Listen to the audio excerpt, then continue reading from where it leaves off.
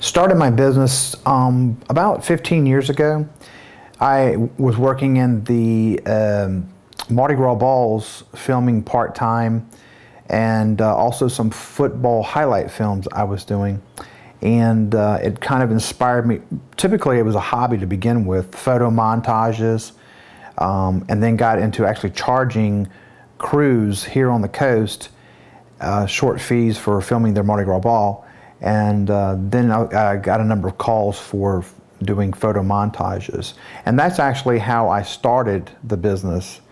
Actually formed an LLC about 8 years ago, and then actually started doing a lot more marketing for the company. And through the hobby back 15 years ago, I was working for a corporation and eventually was able to phase out of that and go into the videography business.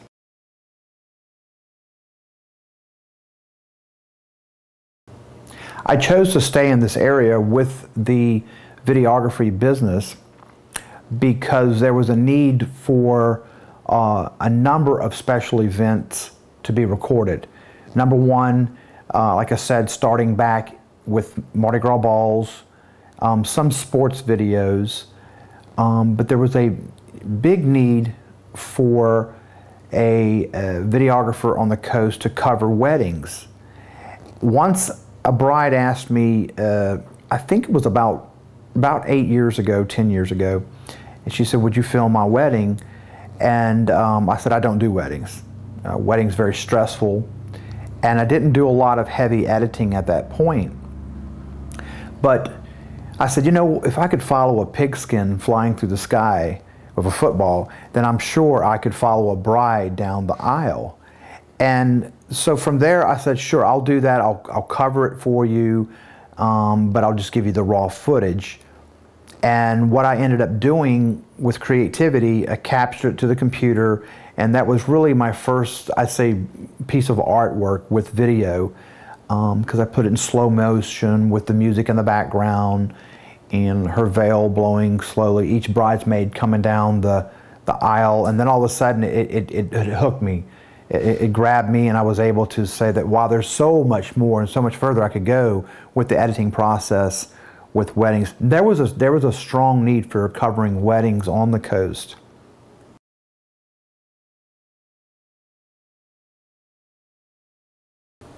A typical workday here at Take Two Video would depend primarily on if we had any shoots scheduled for that day. There might be a talking head shoot we'd have to do, interview with a doctor. There might be a deposition lined up. We might be preparing for a wedding, installing more equipment on the computer. But typically, I would say that 80 to 90% of the day is spent with the edit. The other percentage of the business or workday would fall into the marketing part of the business.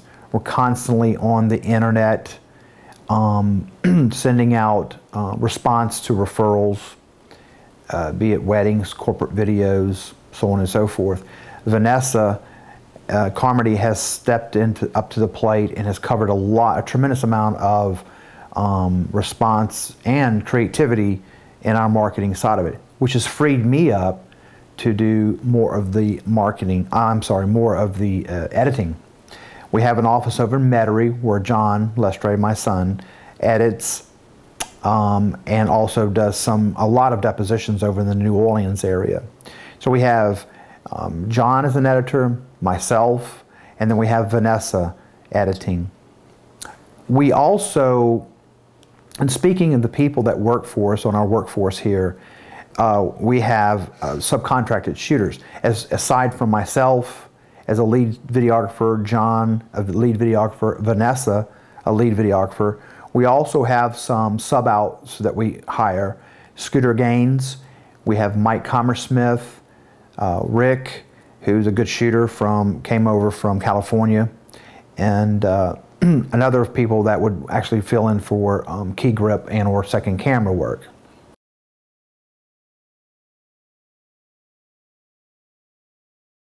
Some people have asked me what has led to my success and the business. And I'd have to say that there's a number of entities or particulars that are involved with that question. And I would say that primarily we focus on a good end product. So if you address the weddings, we want to deliver the best coverage of that wedding with the best creativity and memories for the bride. Then the corporate video, we want to have the proper shooting, editing, sound, lights, camera, action, and we cover that fairly well. But aside from having a good end product, we surround ourselves with good people, and they understand that we follow a template when we're shooting and editing, and then the success is driven from diversification.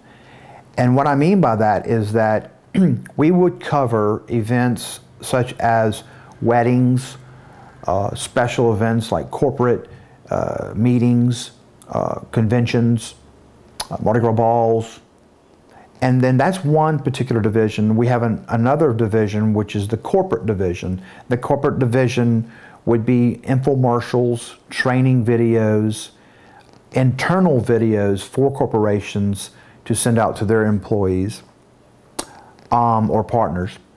And there's another division which is called the forensic or the legal video division, and we cover everything from your typical video deposition, court presentations, mock trials, a day in the life of, and then we do some forensic video which would cover automobiles, boats, buildings.